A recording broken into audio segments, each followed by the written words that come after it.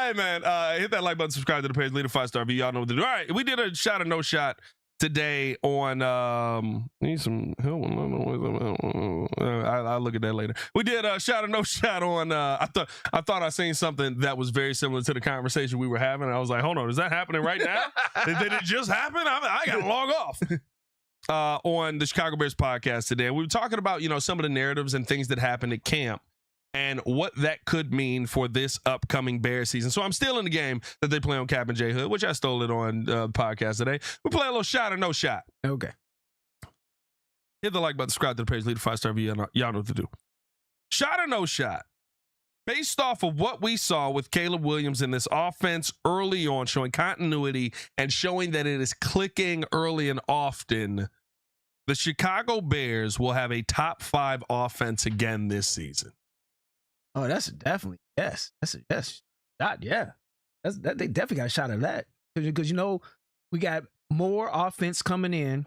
We got another year under Ben Johnson, so now we're just perfecting those issues that we perfecting those issues that we had last year. That we're getting better at the regular stuff to add those wrinkles that he had with his couple years after he had been there in Detroit. Where now they throwing everything and at you right now in the first year, so now you're putting a step up on number 2. I definitely think it's a shot for us to have a top 5 offense. Because this is not what I would say Flowers, but not what's Xavier Thomas. Xavier Thomas, bro. They say he is looking phenomenal. Oh yeah, phenomenal out there. And you know what it is, right? Like you got the guy who isn't just speed. Right, he's a route runner. He's somebody who can create separation. He's not just the speed guy that goes out there and is 4.2, which doesn't matter at the NFL level. I said shot as well in this situation because I feel like if you're the Chicago Bears who had a top 5 offense last season, what happens when you incorporate consistent first quarters? Oh, what happens when you incorporate consistency in the first half? What happens when you incorporate an offense that knows where it's supposed to be, knows how the route is supposed to be run, and it's just about Caleb Williams, who has the talent to do so, getting the football to you in the right spot within the offense, which I love how Caleb said it last year, or said it this year at camp about last year. He said it was like I was drowning the entire season trying to get everything with the offense. Now I'm swimming. I'm keeping my head above water. It's not to say that he has it fully figured out, but you go from drowning to floating. That's a big difference. That's the difference between dying and being alive. And I think that that's kind of what I look forward to, because this was the first camp since I've been covering the Bears up close. This was the first camp since I've been covering the Bears in totality, where I didn't have to try and fit a square peg into a round hole to make me feel better about what we were seeing on the field. That, and plus he made a comment to his wide receivers this year in minicamp that says, this is where I'm going to throw the ball because it's where the ball should be going. You be in that specific spot because the ball will be there. Last year, I felt that he was, like you said, drowning, so he was trying to make a lot of stuff happen. He was, captain comeback. He was clutch in the fourth quarter. But if we could, have a solid start throughout the whole game, the offense is going to be limitless. Yeah. No, listen, I think this offense is going to be incredibly dangerous. I'm not worried about that at all. Now, here is something that I am worried about, but I think y'all have been more optimistic than me. We've heard about Montez Sweat creating a ton of pressure. We've heard about them being able to get off with a snap a little bit earlier. I get it. It's not in full-on pads just yet, but it seems like you're starting off the season right. And I think the part that we don't have a conversation about for defensive guys as much as offensive guys is they got to understand the defense too. That was a brand new defense for Montez Sweat last year in a 10-sack season. That was a brand new defense for everybody last year. Shot or no shot, the Bears' defensive line this year will be better than expected with what we're hearing early on in camp. Better? They better than last year? Better than last year. Better than we're expecting them to be. Yes, shot. I'll say they'll be better than expected because we're expected to be worse than last year. So I think we're going to be better than expected because we're there because we didn't make the splash play in the offseason or in the draft. There's the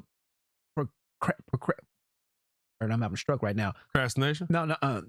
When the people that's making picks, there's a word for the beginning with a P. I can't even think of it right now. But the prognicators, can't forget it. Don't worry about it. I'm stroke. But the individuals that are looking at the team in totality saying that since we did make these moves, that the Bears are going to be in the lower third on the defensive line. And I think that we're going to be a little bit better than that. I think we're going to be mid. I think we're going to be equal to what we were at last year as far as the defensive line. Hopefully with health, we're a little bit better. But I think we're going to be better than expected because we're expected to be garbage. I'm be honest with you. I'm no shot on this. No shot? I'm no shot on this. And it's not to disrespect any of the names there, but when you hear them talk about Shamar Turner right now, they don't sound like they're talking about a player that they're expecting to be healthy. When you hear them talk, as much as I love Austin Booker, and you know I'm a big fan of his, the reality is Austin Booker is probably like a Chase Young or a Yannick Ngakoue, Chase Young post-injury, a Yannick Ngakoue type of player where good pass rusher, doesn't create a ton of pressure, and isn't a 3-down on the field player, right? He's gonna be a passing down kind of player. That gets you sacks. That doesn't get you pressure. Neville Gallimore doesn't change anything on the interior for me outside of the run game, which I think is going to be better this year. But I mean, you were squalor last year, so better than sucking is what, trash? But yeah, is indeed. But I don't think. Here's the thing. I don't think that it makes a. I don't think we'll talk about the defensive line as difference makers this year, and so for me, that is a no shot. I think we'll talk about how good this DB room is. I think we'll talk about how good the linebackers can be. I think we'll just say if the defensive line can try to do anything in this game, then we will be in a much better position here. But I also don't think that means that the Bears are going to be a god-awful football team this season. I think that you're able to overcome some of the deficiencies that you have there, and you're just going to be more offensive than you are defensive. So I look at this, and I could be wrong, but I'm pretty sure I'm right. If you look at New Orleans defense, prognosticators, was that the word you were looking for there? Correct, because prognosticators, because those are the ones that make assumptions and say this, that, and the other. I just couldn't think of it. I have a stroke. Shout out to Indoritz, I think. Indioritz. But if you go back and look at New Orleans defenses, they created. They had a bunch of guys that was between 5 to 7 sack guys. But they also had Cam Jordan. They had Cam Jordan, but even he wasn't a 15, 18 sack guy. He was around 12. Yeah. So that's a lot of sacks, though. Montez had 10. So if you can get that, well, my point is, if you can get that same kind of pressure on this Bears line with a Montez getting his 10 sacks, maybe even 12 now. You get our other guy who you just mentioned, Shamar Turner, Austin Booker. Right. Shamar Turner, you can get him into the 5 to 6, sack guy with pressure. You got Austin Booker bumping him up, I think, with more playing time, and now he getting a little bit accustomed to the defense. He can be a 7 sack guy. He can be that Alex Brown. So where you getting constant pressure and you get 7 sacks. Yeah. And then it just becomes like the Seattle type defense where everybody, like a Seattle defense last year, everybody had 7 sacks or less. No one did the Miles Garrett 22 sacks. Right. No one did, oh boy, they used to play for the Giants, 21. Nobody, TJ Watt. Michael Strahan. Right, Strahan or TJ Watt, where you get 20 plus sacks. Yeah. If everybody does their job and get between 5 to 7 sacks and create pressure, then our defensive line will be better than expected. And that's what I'm thinking. So I agree with you. I'm not saying they're gonna be. I'm not saying they're gonna be top 10. I'm not saying they're gonna be top 10, but they're definitely gonna be better because we expected to be really garbage. Yeah, look, I expect them to be around probably the 25th to 29th best defensive line in football. Well, I expect them to be around 18. I still kind of think they're going to be the 25th or 29th best defensive line in football. I think they're going to be 15 to 18. 15 to 18 gets us into the Super Bowl to me. Yeah. With the kind of offense we expect. Oh, 15. You're talking about being a Super Bowl team because of the offense that you have. And one thing that we'll say, another shot or no shot, that I have on here, will the Bears replicate their turnover luck? If Jalen Johnson is back this year, I actually think that's a no shot. When you talk about what we saw last season, there was 35 or 38 turnovers from the Bears last season. If they get 25 and the offense is able to capitalize on those more, that's just not the same, if not more impactful, because we weren't able to capitalize on every one of the turnovers that we had last season. In fact, we had a pretty terrible percentage for most of the season capitalizing on the turnovers. And so, to me, I think if you see this Bears defense go out there and replicate a 25 turnover season and it's not great pressure, you'll see an offense that can take those, 25 turnovers and say, oh, well, with this, we can blow you out of the water now because we know what the playbook is. We know how this play is supposed to run. We're going to score touchdowns on these plays, not field goals, or we're not going to end up giving you the ball back without capitalizing on it. So let me ask you a question. We led the league in turnovers last year. Yep. All of those guys are gone. Yep. Why don't you think our new guys could get close to that? Because we got two new ball hawks and a returning person. Yeah. That's going to be able to, if he stays healthy, be able to shut down one side of the field. I think you had a Jalen Johnson's not an interception corner. He's got interceptions in the training camp, but he's not, right? Like, Jalen Johnson eliminates the side of the field. Right, it's shutdown corner. He's a shutdown corner. So if Jalen Johnson is back to who he is, he's not taking the football away because you're taking away that side of the field. Nashawn Wright was a ball hawk. Nashawn Wright knew, and he told me this in the locker room like week 2. He was like, if we get him in 3rd and 9, I know where they're going. And that makes me have the advantage. Well, number one, I don't think the Bears are going to be in a lot of 3rd and 9 situations this year because I don't have a lot of belief in the defensive line. But 2, it's not to say you're not going to have a lot of turnovers. Like, if the Bears are top 10 in turnovers, I think is impressive. I think we've only seen it once in our life, and at least in my lifetime, where a team was able to replicate that many turnovers in back-to-back seasons. Like, it's just something where the law of averages don't always fall your way. The Bears were incredibly lucky early in the season with the ball falling their way. At the end of the season, they weren't as lucky. We had a football on the field in was it the final Packers game or was it the playoff game where Javon Dexter should have gotten a fumble that was right in front of him and he just didn't get it. He did. He right. Sometimes it goes your way, sometimes it don't. It doesn't. But my pushback on that is that you got a whole new defense, and defensive safeties who are ball hawks.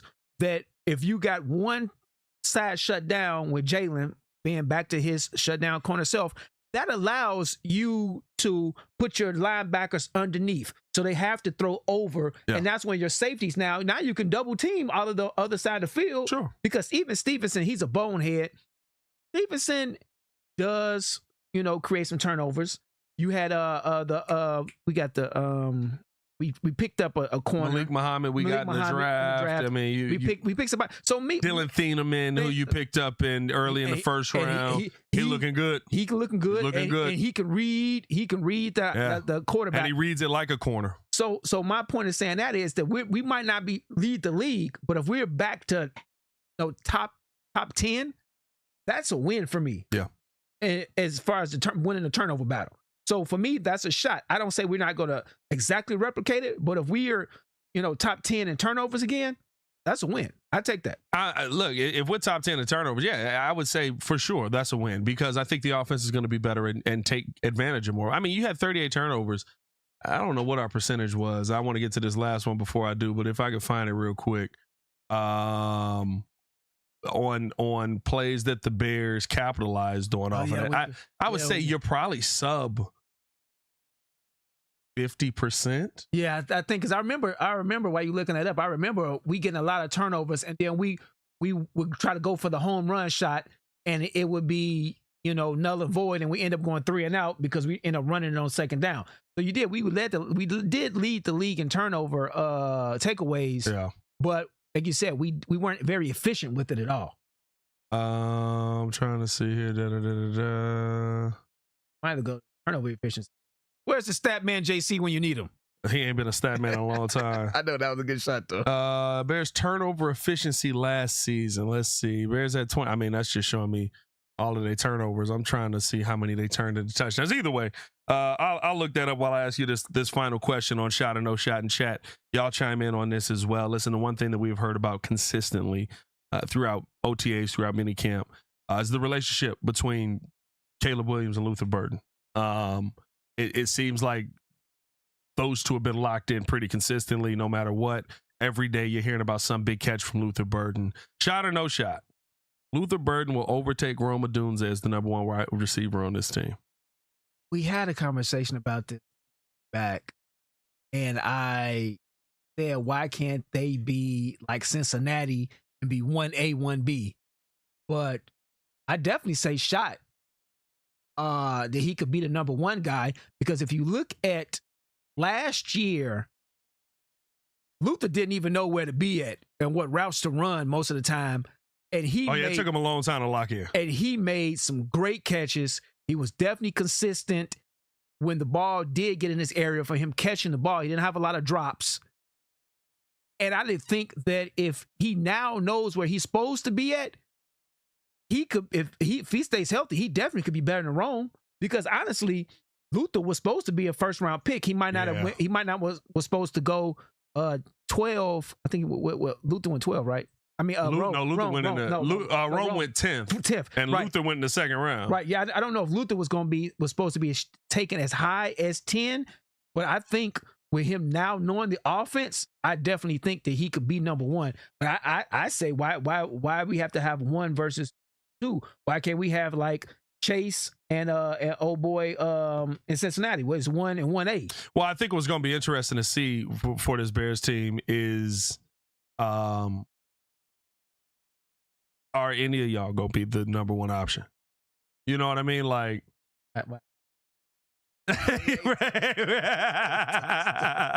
he showed up for 5 seconds and distracted. Right. Drew dressed like his wife gave him a black eye. It's crazy. Hey, right. He got off the phone before we went in. He was on here right before. Right. Go ahead, but no, the to me, dang, you made me lose my train of thought. You made me lose my train of thought. What was we talking about? Luther. Oh, Luther. To me, is number one receiver. I think it's a shot just because I think that the talent is there. Oh, this is what I was going to say. I think it's going to be interesting to see if anybody's the number one option, though. Like, to me, I think Colston Loveland's your number one option. I think that you are about to see Ben Johnson unlock the next Tom Brady, Rob Gronkowski, Pat Mahomes, Travis Kelce, John Elway, Shannon Sharp. How far back you want me to go when we know that this has been the combination that has worked for years? So, like, when you have a tactician like what Colston Loveland is, I kind of look at everyone else as the other option, and I wonder how long Luther's going to be okay with that, because I think he's got that talent. I think he's elite. But I do look at this Bears offense coming into this season and saying, yeah, you might be the number one receiver, but that's number 2 to everything that Colston Loveland is doing. So I could definitely understand that, but I'm looking at it like this. It depends. To me, the number one option is going to depend on matchup. So if you going against one team that has weak linebackers and coverage, we're going to feast down the middle of the field with our tight ends. 100%. If you got some rookie cornerback that doesn't have good hips, that's able to turn and burn with our fast receivers, I think we're going to be going all the way throwing a lot of, slants, fades, and using our, wide receiver speed. So for me, I think it's going to go week by week, who's going to be the number one guy, depending upon the matchups of the defensive players we're going against. Yeah. So one day it might be Colston. One day it might be Luther. One day it might be Rome. I think Ben Johnson doesn't have a defined role for his offensive team right now that everybody's going to eat. I think that's going to be the conversation for Luther. I think that's going to be the conversation for Rome. I think every week is going to be Colston. Really? I just do. Colston feels.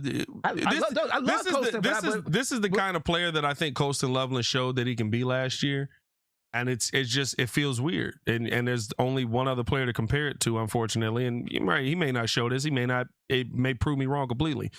But Colston Loveland just found himself open. Like, you would just look down the field and you just be like, how the heck they lose a 6'7" dude? I've only said that about one other player, and it was Travis Kelce.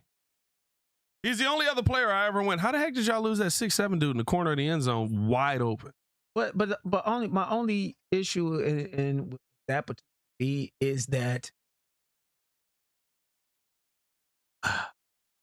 you got a fluid offensive system. And when Ben was in Detroit, he had Laporta. Laporta ate, don't get me wrong, but so did Jahmyr Gibbs. So did Montgomery. So did what was that other wide receiver, the short dude? Amon-Ra St. Brown was the face. Like, literally, they all ate. But I tell you this, and I'm not gonna say Colston is not as good as Laporta, but to me, Ben Johnson just lets if you got an offensive skill, Ben Johnson gonna give you the opportunity to eat. So I don't think it's gonna be focused on one player anytime. But I definitely understand you. Who's the best receiver though? And who's got the best hands? Who's the best? Yeah, the best hands. Who's got the best hands? In Detroit? Amon-Ra St. Brown. Amon-Ra St. Brown, right? Best hands, yeah. Amon-Ra St. Brown get the ball more times than not. Usually he's utilized pretty heavily week in and week out. I think that's Colston Loveland. I think you're talking about Colston Loveland being like, if you gave me a option, Sam Laporta or Colston Loveland. Like, it's not even close. Like, I think Colston Loveland could be a top 5 tight end in football this year. See, my only problem with that is I love Colston. I love his ability to get open.